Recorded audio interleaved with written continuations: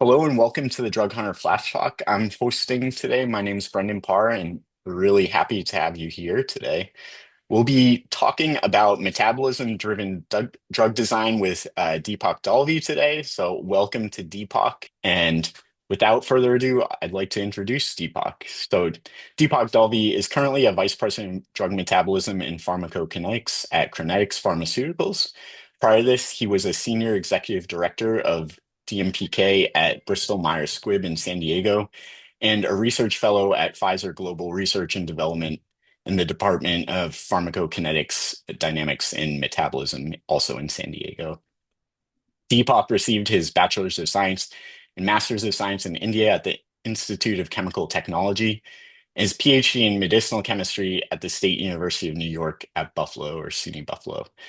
After a postdoc in the areas of organic chemistry and drug metabolism under the supervision of Richard Sundberg at the University of Virginia and Professor Neil Castellanoli, at Virginia Tech, he joined Pfizer as a research scientist in 1992.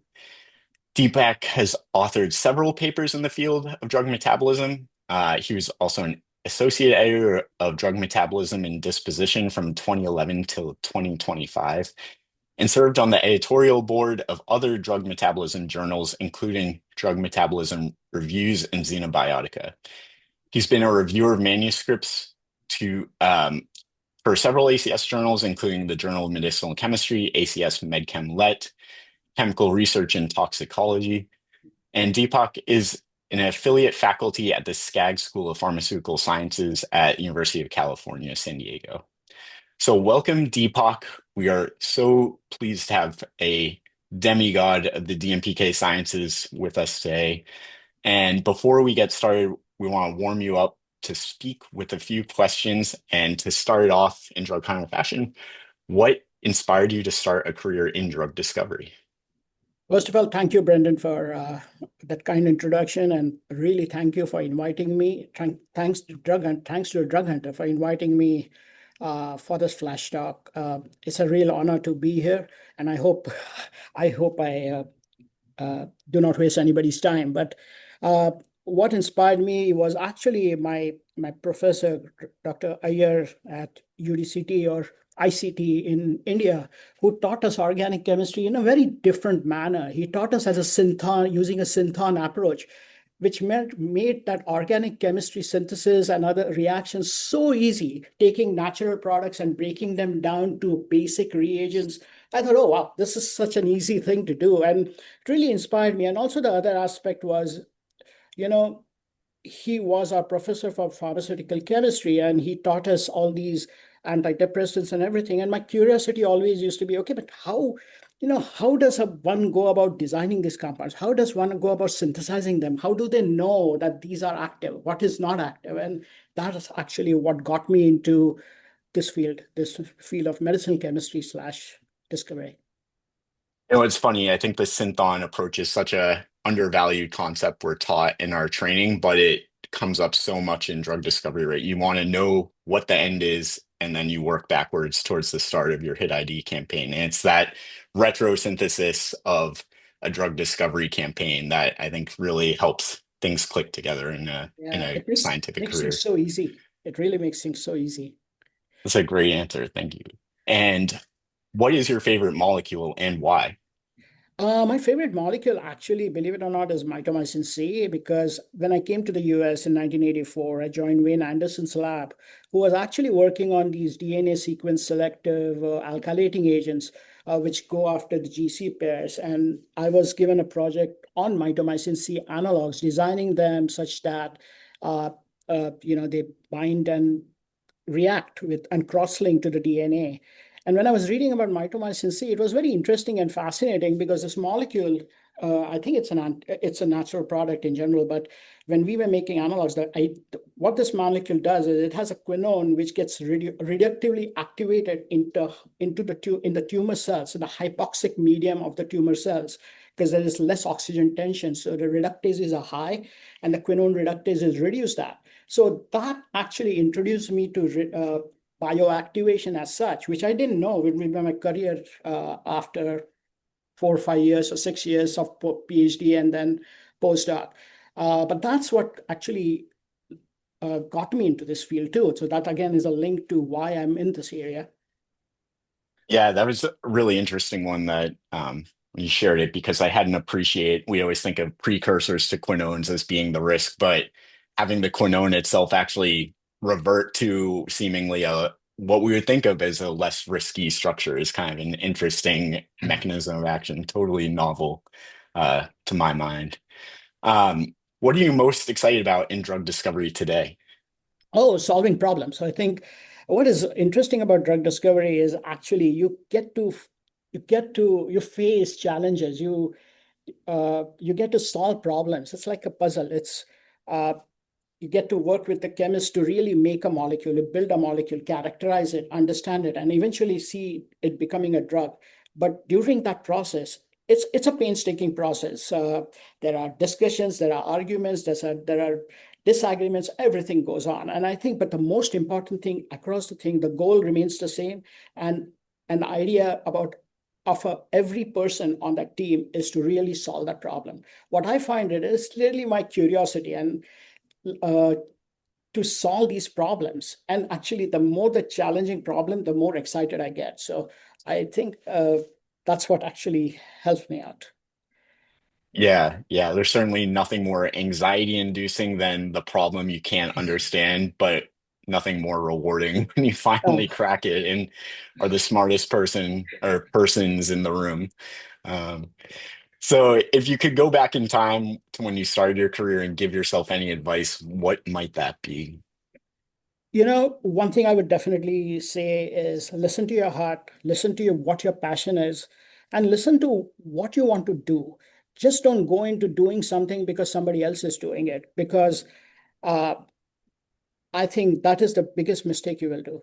And I think even though I was an organic chemist, I did a lot of synthesis. I left synthesis to get into bioactivation, metabolism, where I could apply organic chemistry uh, to molecules, to enzymology, to understand the biological reactions. And I've not been so lucky, and I've not been so satisfied across my 30 years of career in at Pfizer, BMS, and now at Crinetics. I think always listen to your heart. Always listen to what you want to do, and I think that's what I would follow even now if I was to go back 30 years. That's great advice. Yeah, I think there's a perception, particularly once you choose a graduate school path, that you're set in your track, right? And the next 30 years of your life are predefined by, folks like yourself who have jumped between scientific disciplines and really become like broad subject matter experts are great examples of the fact that you can follow your interests and uh, there aren't necessarily any rules. Um, so last but not least, what do you like most about Drug Hunter?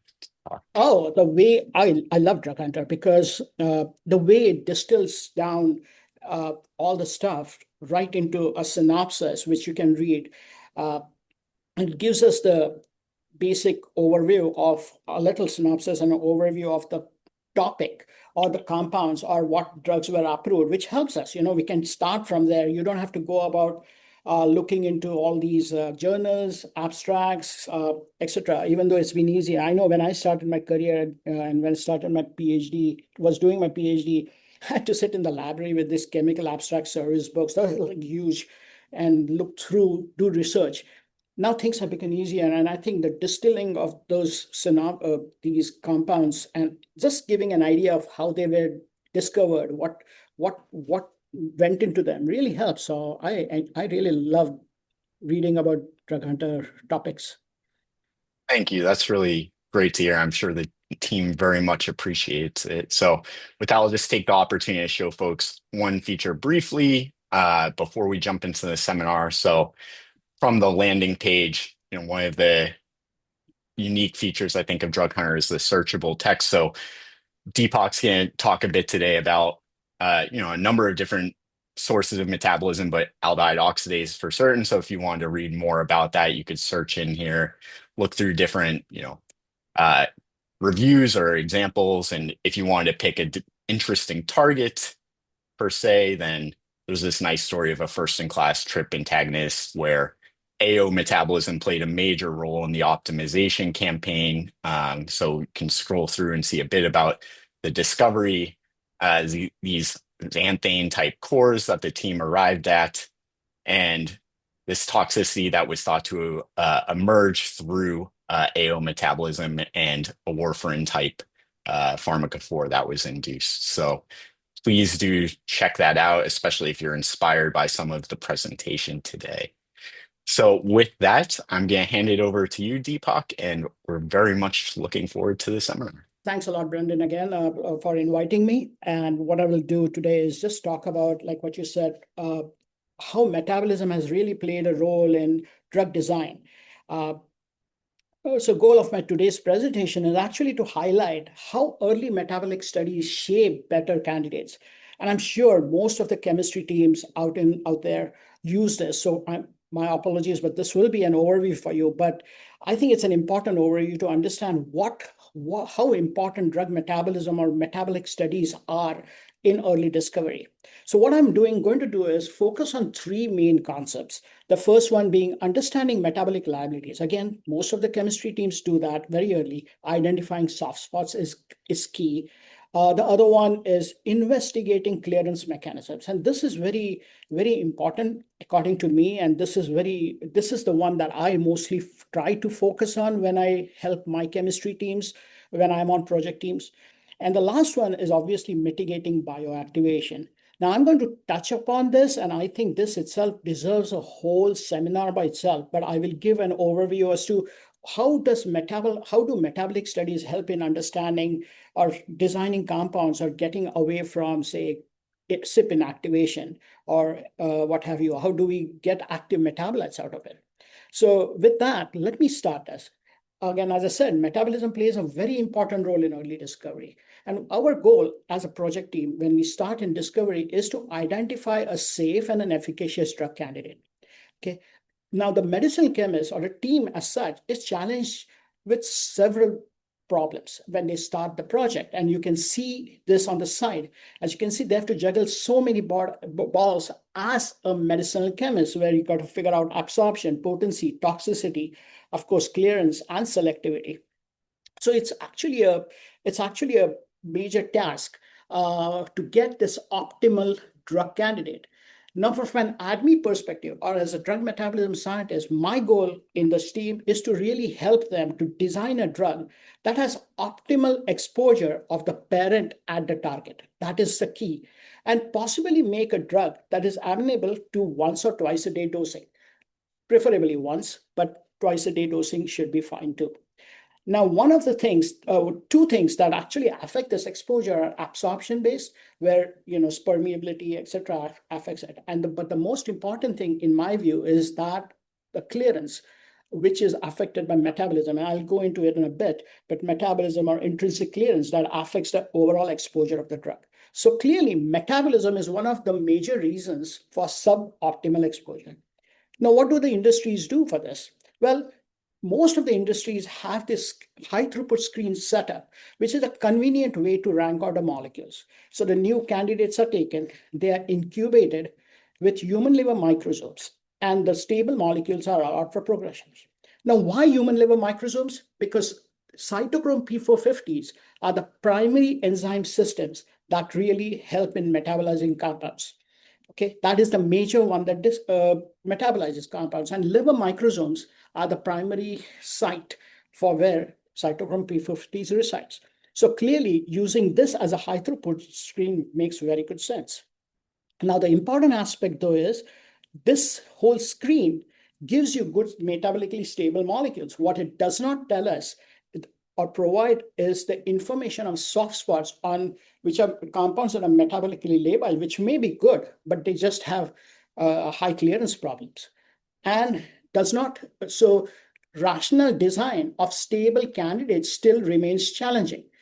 Now, hence, the first and the primary objective of metabolite profiling, metabolite screening, is to identify these metabolite soft spots, which can help prove useful to generate better candidates. This is nothing new for any chemist or any teams. there are well-known tactics that have been used to solve this oxidative metabolic problems that you encounter. The first one being replacing hydrogens with fluorines. That's a common strategy, blocking the primary site of metabolism. So once you identify these soft spots, you can block them. Here you're blocking them with a CF3, which led to this drug called alpelisib.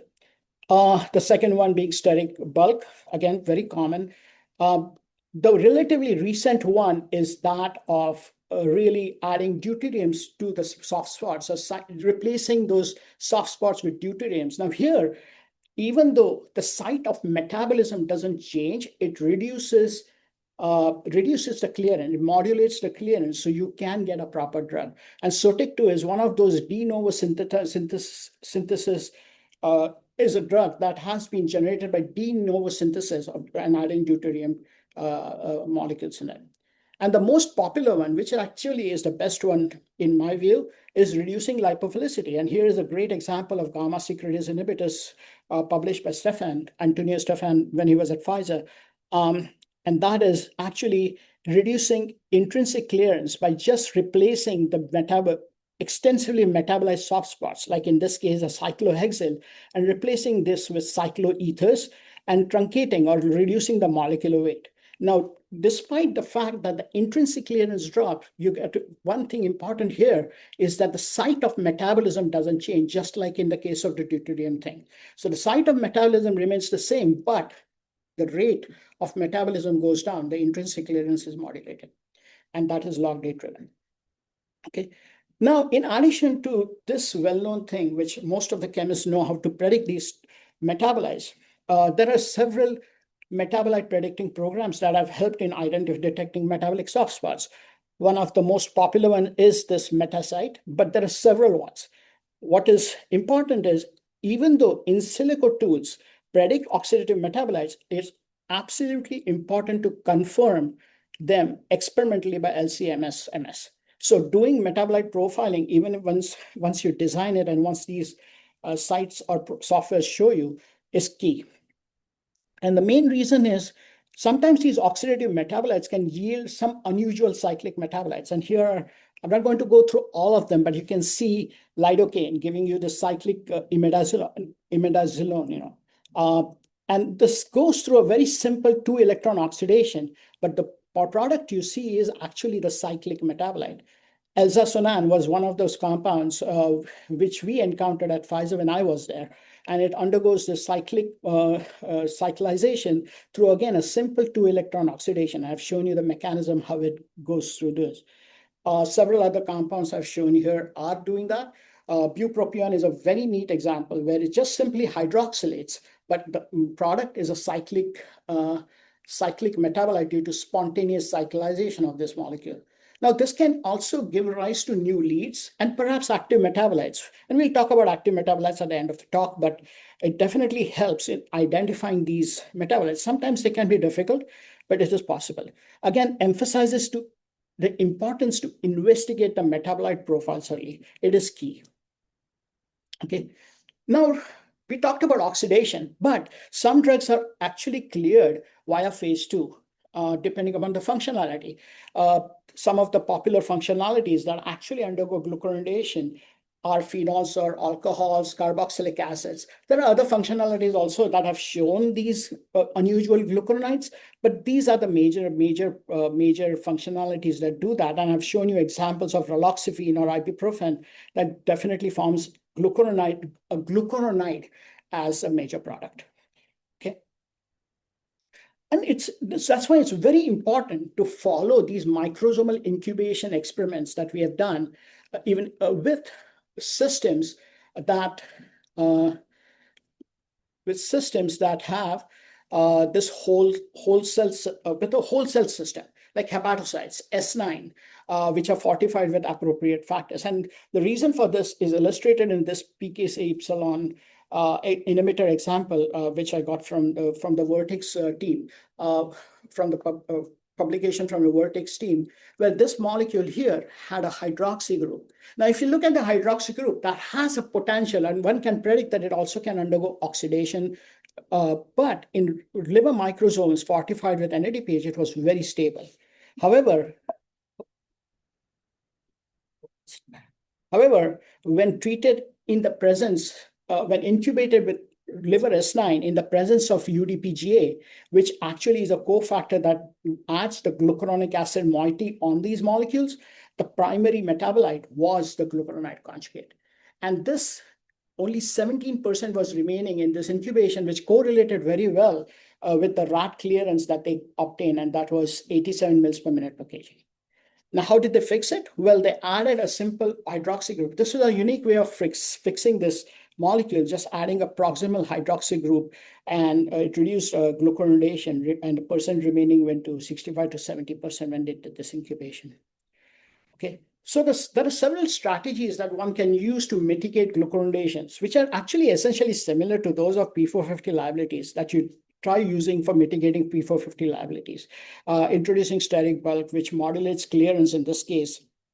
The other way would be to just replace the hydroxy with the cyano or some other group which doesn't hydrolyze, barring the fact that it should be tolerating the activity and you should have the potency.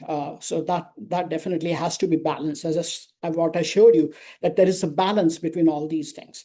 Adding polarity or reducing log D is another way to do it. Thirdly, just adding bioisosteres. And this is a unique example, which I like very much, because the troglodytazone, which actually underwent glucuronidation and sulfation, was withdrawn from the market due to liver tox. Because it inhibits these two metabolites actually inhibit B-cell, and that's what causes cholestasis. This was an important find, because replacement of that with these pyridines led to rosiglitazone, pioglitazone, no phase 2 conjugation, no cholestasis. They are still in the market. So these are the PPAR gamma agonists, obviously, as you see, clearly show what the importance, again, of metabolism can be. Okay. Another important role of metabolism in drug design, unmasking true mechanism of clearance. Now, why bother doing this? Now, understanding drugs clearance mechanism early on is vital to drug development. It's a determinant of half-life, as we know. It's a determinant of exposure and the required dose. Now, when you look at the drug itself, it can get eliminated by two processes. One is the excretion of the unchanged drug via the kidney or the liver, and mostly transporters. Now we know that sometimes it is transporter mediated, or mainly by metabolism. And this metabolism can be via P450s, non-P450s. We also know that majority of the drugs are cleared via metabolism because of their lipophilicity. Now, since this metabolism can be carried out by P450s or non-P450s, identifying the correct enzyme or pathways metabolizing the compound is key. And doing this early on is even very important, and I'll show you examples of that. Okay. Now, early identification of enzymes and pathways definitely is very advantageous for several reasons. First of all, gives a better handle on PK prediction, especially clearance, helps us set up proper screening assays to address this primary clearance pathway, helps assess the contribution of polymorphic enzymes, if there are any, of course, de-risks the drug interaction liabilities or identify toxic metabolites. The bottom line is it helps to gives us informed decision-making, risk mitigation, and optimization of drug properties. So it really is useful if we understand this early. Okay, now Pfizer team has come up with this ECCS framework, which is actually very beneficial in getting this idea of what the clearance mechanism is very early on.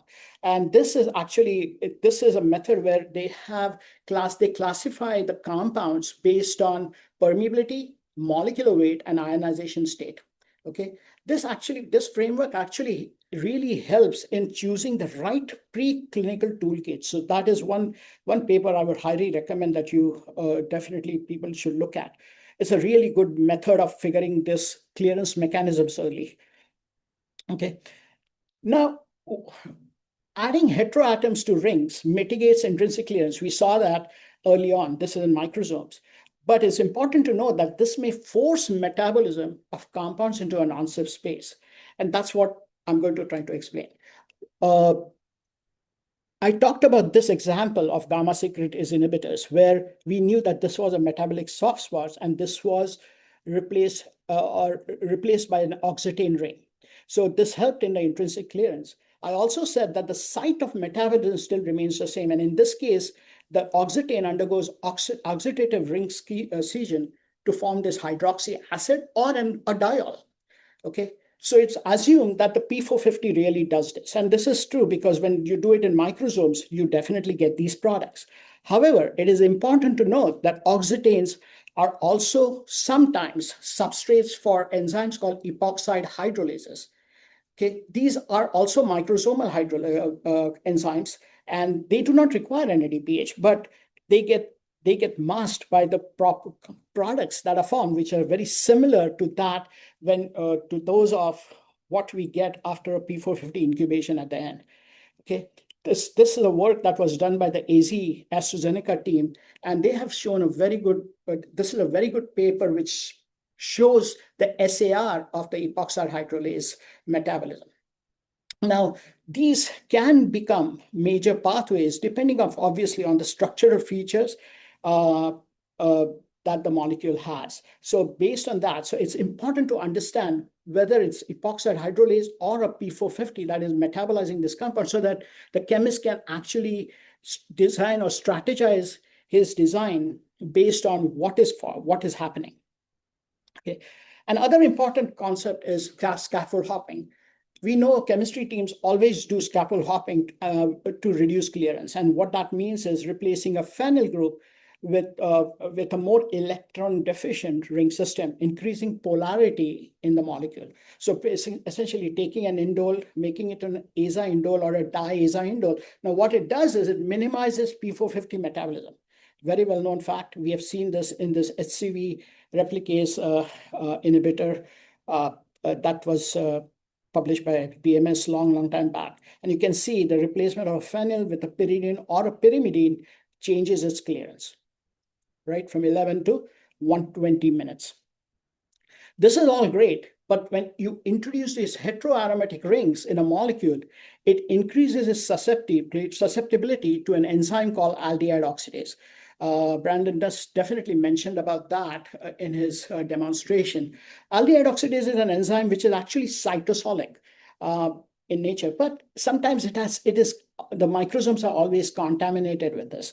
And what happens is introducing nitrogen really increases its susceptibility to this AO enzyme. And you can see that here, the naphthalene to quinoxaline clearly changes the route by which this compound, or the enzyme by which this compound gets chewed up or metabolized.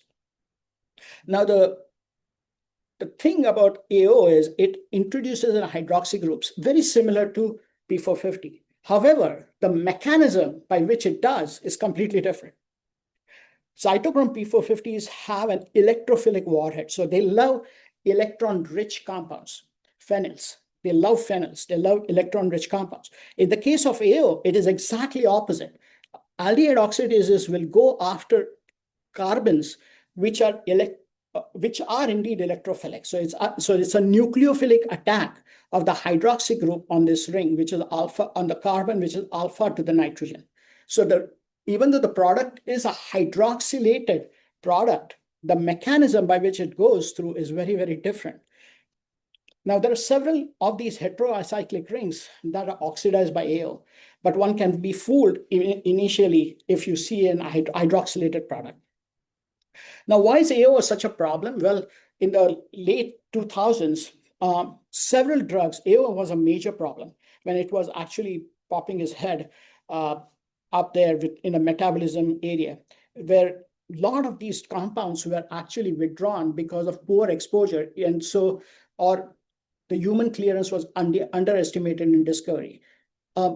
Also, there was renal toxicity associated with these molecules where metabolism of this compound, the quinoline moiety, led to a hydroxylated metabolite, which actually precipitated out in the kidney, causing renal toxicity. Of course, this was fixed by just adding a deuterium there so that you can, that reduced the AO liability. Another interesting one that, which I actually found interesting was this molecule, desanotinib, which actually undergoes oxidation to a hydroxylated metabolite, which is indeed a time-dependent inhibitor of 3A4. So this is the one that caused a drug-drug interaction. It's a very interesting paper and a very interesting reaction for two reasons. Number one, the metabolite causes the drug-drug interaction, but the second thing, look at the site of hydroxylation. It is not on the pyridine ring. It is on the ASA indole. The mechanism by which it goes through is via the iminium or imine intermediate, but the site is different, which also tells you that you got to focus not only the prediction of reactions are important, but the enzyme, how it binds to the enzyme really plays a role. Again, which emphasizes the fact that doing that experiment instead of just predicting really helps. Okay, now let me tell you a case study or a small story of how we use this, how we use metabolite profiling to help the chemistry team as well as the project team to solve the problem. This was our lead compound and the pyrazine was the primary core that we knew that the molecule had. Now, these compounds had moderate turnover in HLM as well as hepatocytes. Obviously, our first step was to incubate them with NADPH, NADPH fortified liver microsomes. And we did see major metabolites. You can see that the parent was completely disappeared, and we saw several of hydroxylated metabolites. What was interesting in this is when we compared it to the control, we found that the incubation without NADPH, the cofactor that is required for P450, also contained this metabolite M1, which we identified as the hydroxylated metabolite.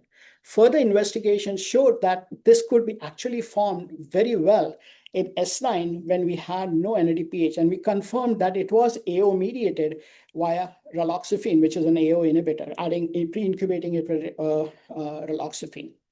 This actually helped us because it led to a fit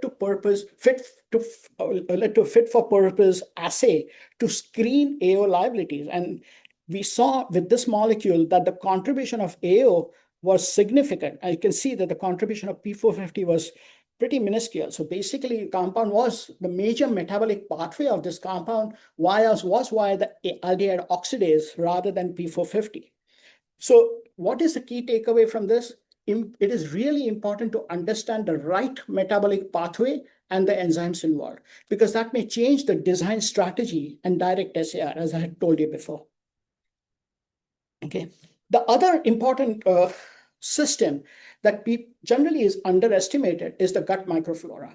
Now, GI tract of humans, animals, harbors trillions and trillions of microbes, and they have unique enzymatic properties. They vary widely in individuals, highly species dependent, and can be challenging to predict in humans. As you know, most of the drugs are orally administered, so the gut will actually encounter these drugs first.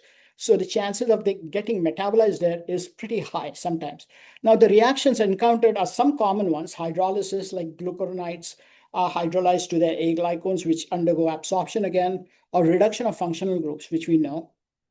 But there are some unique ones: dehydroxylation, acetylation, decarboxylation, very unique reactions that gut microflora and the enzymes in the gut microflora take place. Here are some quick examples that I've just shown. Risperidone, where the NO bond is cleaved, reduced. Again, epacadostat, also the NO bond is cleaved. This is the more recent example of orforglipron, which is a very popular upcoming compound. Not yet approved, but upcoming compound where the oxadiazolone gets reduced and leads to an amidine. It's only observed in the feces, obviously, this metabolite, and the reason for that being it may not be absorbed, but that's another example. Okay, now these gut microfloral reactions can sometimes overlap with those carried out by the host. Zonisamide is a neat example of this. This compound, the primary pathway of this molecule is actually cleavage of the NO bond, resulting in this ketophenol. Okay. Now, this reductive cleavage can be mediated by aldehyde oxidase in the presence of an electron donor in vitro. Also, there are some reports where 3A can actually reduce this. But more further investigation revealed that actually the role of intestinal microflora is significant in doing this. And this was shown by actually treating the rats with antibiotics. Clearly, this reductive cleavage is more carried out more by the microflora compared to the aldehyde oxidase, but it can overlap, and people can get fooled by that. So emphasis on the importance of unmasking metabolism and enzymes is clearly shown in this example. It definitely proves important when you look at the metabolism of ozanimod, which is highly complex and really this metabolism underscores the importance of investigating biotransformation pathways early. Ozanimod was an S1P1/5 agonist, which was approved for MS as well as UC, but its approval was delayed due to late identification and characterization of metabolites and enzymes responsible. Now, if you look at the metabolic scheme of this compound, it's very complex. It has CYPs all over the place. But the main enzyme that actually generates this problematic metabolite, or not problematic, but main circulating metabolite, is monoamine oxidase B. Okay, this is the major metabolite circulating and which has a half-life of about 90 days. Further, which can get reduced to the hydroxy, and that's also a major circulating metabolite. What is interesting is that the compound, the oxadiazole ring here, undergoes reduction, generating these reduced products. And the main product that is formed, which is also major a circulating metabolite, is this carboxylic acid due to the cleavage of this. Another one that you can see is a decarboxylation that I had mentioned before. So you can see this ozanimod is metabolized not only via P450, but non-P450 play a major role. Enzymes play a major role in this. So do the gut microbiota. Again, emphasizes the importance of why and how we should be doing this sooner. Okay. The last function that I want to talk about metabolite profiling, which most people know, is investigation into the bioactivation potential of new molecules. We know that metabolism generally leads to inactive polar metabolites, toxic metabolites that can lead to adverse effects, and active metabolites that can lead to some additive or synergistic pharmacological effect. Now, the most important one is obviously that of toxic metabolites. Now, we know conversion of molecules to these electrophilic reactive metabolites, the bioactivation pathway which leads to these metabolites, is not a very favorable feature. It's very unfavorable. Where the reason for this is these electrophilic intermediates can actually covalently bind to macromolecules or even cause mechanism-based inactivation and lead to different kinds of toxicities. The one that is of major concern being idiosyncratic toxicity, which is immune-mediated, called an IADR. I've shown you the example of nefazodone, which actually goes through this whole pathway, forms an ADAM. It's a plausible pathway for liver toxicity, but this was proven with glutathione, which is actually glutathione adduct formation, which is actually a routine protocol in pharmaceutical industries now. So essentially, what one does is takes the drug, incubates it in human liver microsomes, supplemented with NADPH, so you have oxidative metabolism, and you add glutathione as a trapping agent because of its nucleophilic character to see a glutathione adduct. Several other nucleophiles also have been used depending upon what you anticipate as your product. So the nitrile addicts or the glutathione addicts. What this tells us is there is a reactive metabolite formation. It is very important to note and understand that this adduct formation does not predict toxicity at all. It just tells you or helps you in understanding the mechanism of bioactivation, the path of formation of these potentially toxic metabolites. So that is what helps us in further designing or getting away from these offending moieties. Here's a neat example again from Pfizer where the FAK inhibitor was actually an inactivator of CYP3A4. It inhibited its own metabolism, showed supraproportional increase in oral exposure. Now, incubation of this with liver microsomes fortified with glutathione clearly showed a glutathione adduct on this oxindole motif, this bisaniline motif that we had.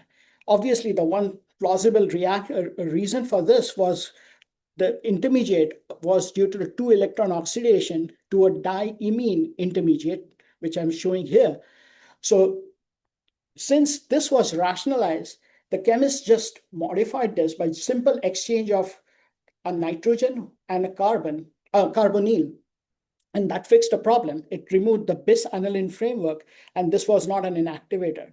So you can see how useful a simple incubation or a simple experiment was to really come up or mitigate the inactivation of CYP3A4. Okay.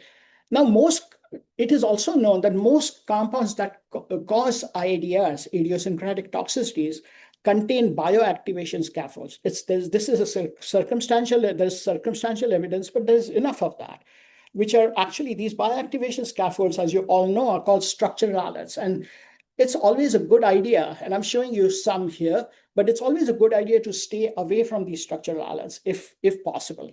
But it's not necessary that those structural alerts will be metabolites, because it really depends on what functionalities you have on this. And this slide actually shows you or rationalizes those key metabolites, this whole concept. Suroxicam is very hepatotoxic, and the primary reason for this is this aminothiazole, which gets oxidized or oxidatively cleaved to the thiourea, which is a toxic entity. However, meloxicam is completely non-toxic or has reduced toxicity. And it does form thiourea, but the thiourea form is a minor metabolite. Now, when metabolite profiling was done by Scott Obach and his team back at Pfizer, one of the major pathways was the hydroxylation of this methyl group. So you can see that the metabolite pathway was completely different, even though it did have the aminothiazole. What it tells us is that in addition to the low dose that is required, diverse metabolic pathways also matter, and they help in reducing the body burden of the reactive metabolites. So low doses is definitely important because it keeps that body burden low, but these pathways also help. A neat example of this is raloxifene metabolism. Okay, raloxifene, as you know, is a estrogen receptor modulator, SERM, but it's bioactivated by CYP3A4 to these quinoid intermediates. It's also a mechanism-based inhibitor of CYP3A4. Now, it's in the market, and we have not seen any ADRs or DDIs reported with raloxifene. Number one, because it has a low dose. But there are other reasons as well. When we did the incubation or when we studied this, we found that raloxifene actually undergoes complete metabolism in presence of NADPH to these glutathione conjugates. And you can see how big they are. The rest of the metabolites are very tiny. Okay. But what we found was when we incubated this in the presence of UDPGA, especially when intestinal microsomes were used, the major pathway was actually the glucuronide conjugate. And you can see that the covalent binding of this compound in the presence of UDPGA was very, very low compared to when no UDPGA was used. So you can see the importance of a metabolic pathway in actually mitigating or reducing the formation of a reactive metabolite, reducing the body burden. Key takeaway, always important to look at all pathways, important to use systems that have all enzymes. Okay. The last one is about bioactivation to pharmacologically active metabolites. I'm not going to go through this whole slide itself, but what I want to bring, the take-home message here is that you have this lead molecules. Identifying these metabolites actually led to a very good drug called ezetimibe, because most of these metabolites here were very active. And based on the identification of these metabolites, the chemists could make ezetimibe, What was interesting about this was that the glucuronide conjugate of ezetimibe is also a very potent inhibitor of cholesterol absorption. And actually, several active metabolites have actually become drugs. The best known example is fexofenadine, which is a metabolite of terfenadine. And here are some other important drugs that we take, which are actually active metabolites of these parent drugs. Just to name one, phenacetin gets metabolized to acetaminophen. We take acetaminophen almost very commonly. Loratadine to desloratadine is another one. So what is the take-home message from this seminar? Well, early investigative metabolism definitely can help. And it addresses very important questions. First, not only does it solve metabolic liability, which one everybody uses, but also helps in understanding the metabolic pathway that truly mediate the clearance of a compound. And of course, finally, helps in investigating the mechanism of bioactivation. In general, what it helps us, if you incorporate this, is to enable making smarter design of drug candidates and ultimately improving safety and success of new molecules. With that, before I end, I definitely have to give credits to a lot of my friends and former colleagues, all my medicinal chemistry friends and colleagues from Pfizer, Celgene, BMS, as well as now here at Crinetics, as well as my DMPK folks. And of course, I cannot forget my professors who really taught me to do this. So I definitely give them a shout out as well. With that, thank you so much for attending this talk. Thanks very much, Deepak. What a comprehensive overview of some of the mechanistic challenges we can encounter. That was really interesting. Uh, Naturally, a lot of questions as we often get for drug metabolism related seminars. So I'll start from the top and see how far we can get. But Zemovit, and I'm sorry if I mispronounced that, but asked or said, great talk. What are your recommendations and experience in the beyond rule of five compound space compared to rule of five? I'm sure, of course, your PROTAC experience at Celgene is going to come to mind. Yeah, absolutely. I think those beyond the rule of five compounds are a different beast. And I think the concepts, Brendan, remain the same. They don't change. What changes is the system that you use. So what we have found is simple microsomes definitely don't work. The compounds don't turn over. Hepatocytes may work, may not work. What we tried using was a co-culture system called Hepatopac or Ural systems, which Mhm. actually helped us really get some metabolic profile, which incredibly helped our chemists to really figure out what the metabolites were, what were the soft spots, and move on from there. But yes, they are beyond the rule of five. Compounds are becoming more and more popular. So you need to really change your systems, not your concepts. Your concepts still remain the same. Understanding metabolic pathway doesn't change. Yeah, that's a great point. My recollection from a limited experience is hepatopac is simply a hepatocyte culture that has longer stability, so you can look at Yes, longer curves. Okay. absolutely. Great. Thanks for that answer. Chris asked an interesting one in my mind. What do you think are some of the most interesting or compelling examples of biologically active metabolites leading to further drug discovery campaigns? I feel like Ezetimibe, those.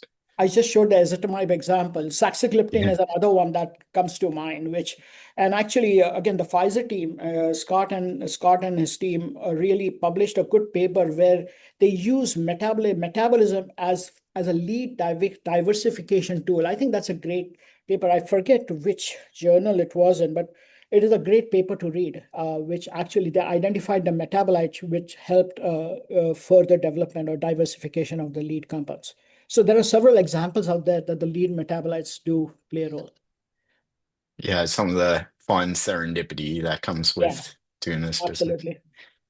Um, we have a question that says a compound that's highly permeable and neutral has to be eliminated by metabolism based on ECCS classification, which makes sense. It's not going to be recognized by transport. How should one probe the clearance mechanism if there is a poor IVIVC for clearance with the compound having low clearance? So I'm assuming that means low in vivo. clearance and Um, perhaps higher predicted in vitro? Yeah, well, the low in vivo clearance sometimes for me is an easy one to explain because of protein binding, your clearance is not high.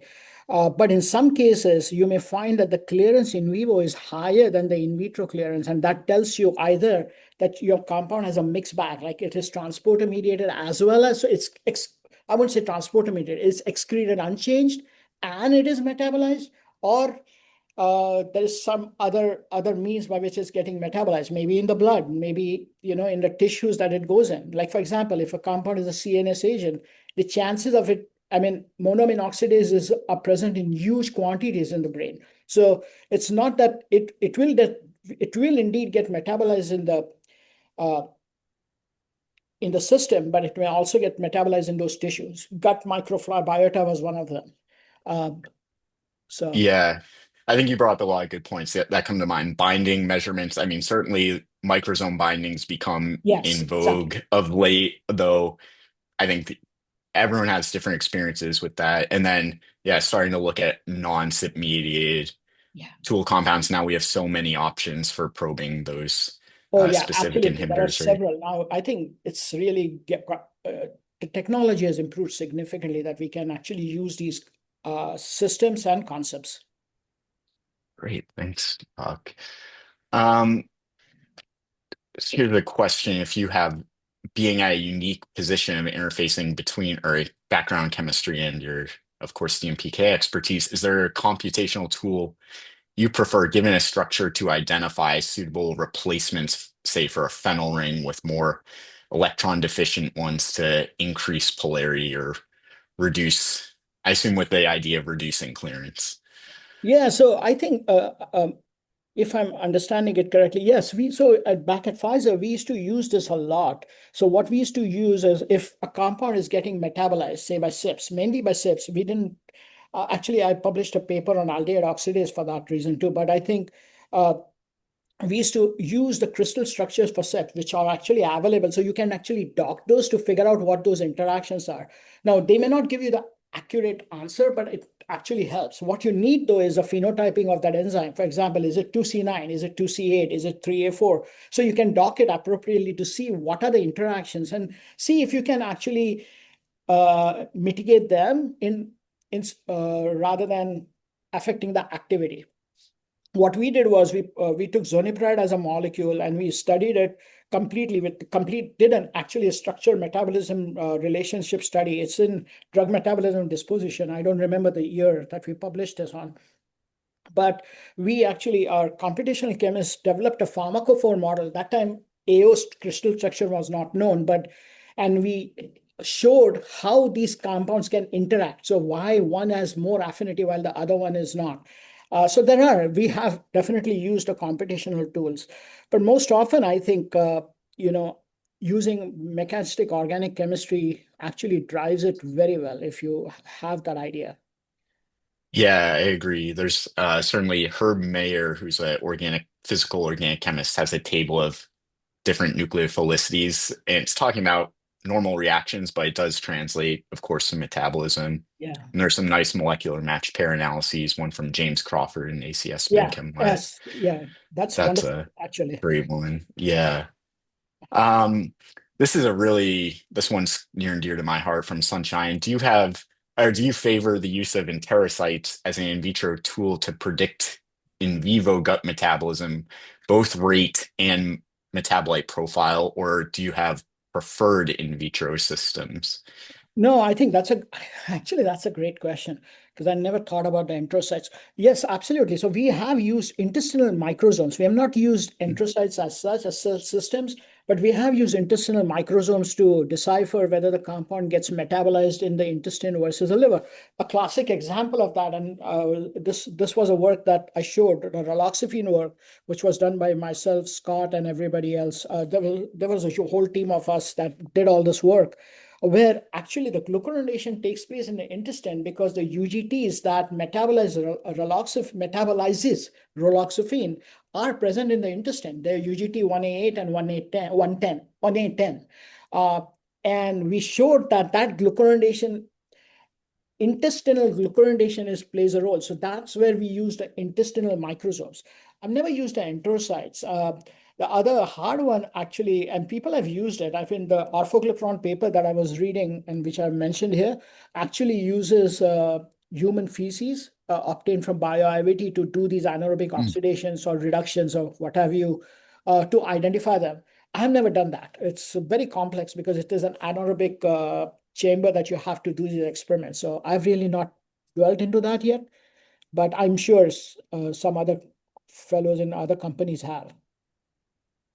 Yeah, that's quite an elaborate system to use a feces extraction, but certain yeah, in the intestinal microsomes were what certainly I'd seen in the past and Yeah. tried without a ton of success. Um, So I don't so know from whether the steroids are now they are getting popular. I don't know whether the steroids, GI or the gut steroids are available. I don't know. I'm just throwing this out there. I have no idea. I have not used them myself, but I think that steroid technology is really getting popular in understanding hepatotoxicity or toxicity in general, or even metabolism. So maybe that may help. great suggestion, thank you.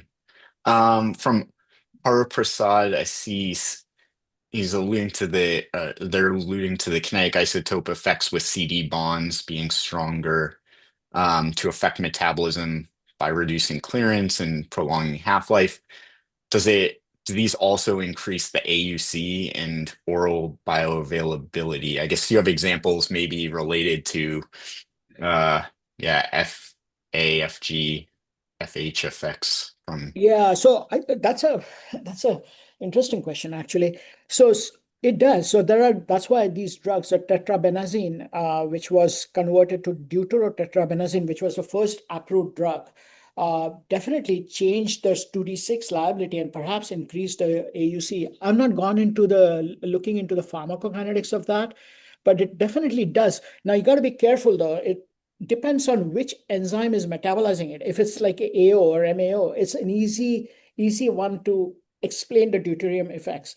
When you look at CYP P450s, remember that these enzymes are very, very tricky. So I call it tricky, although we know a lot about them because the metabolism can shift. So even though you're stopping the metabolic pathway at one point, it may shift to another point depending upon what the pathways are.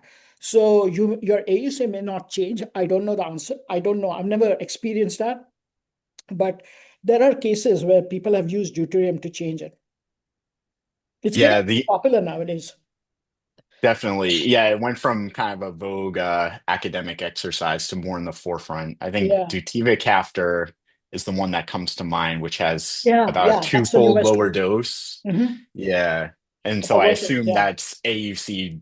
It must be AUC for the dose to be Exactly. Yeah. I've not effective. looked into the PK of that. That was a newest. That's a Vertex drug, right? I think. That's right. It's the CFTR potentiator. Exactly.